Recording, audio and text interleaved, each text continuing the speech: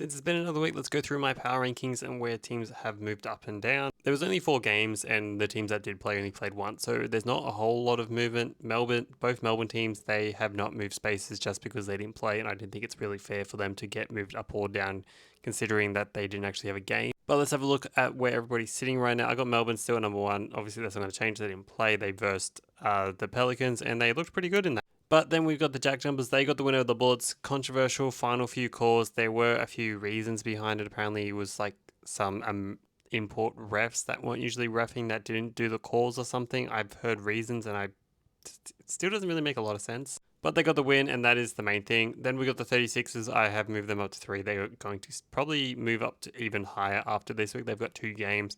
But they got the win. They needed to get the win, and they beat the Taipans very convincingly. Then we've got the Wildcats who got the win over the Hawks, so it feels right for them to continually move up.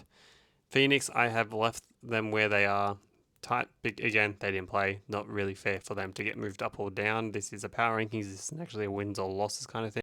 Then Taipans, they did move down a fair bit. It wasn't, if it was a close game, then there's like a bit more understanding, but it wasn't a very close game, so it's why you kind of get moved down a fair bit. Even though the Kings did get a win, I didn't move them because the teams that, are above them still deserve to be above them as of this moment, and the teams below them haven't really done enough to move up.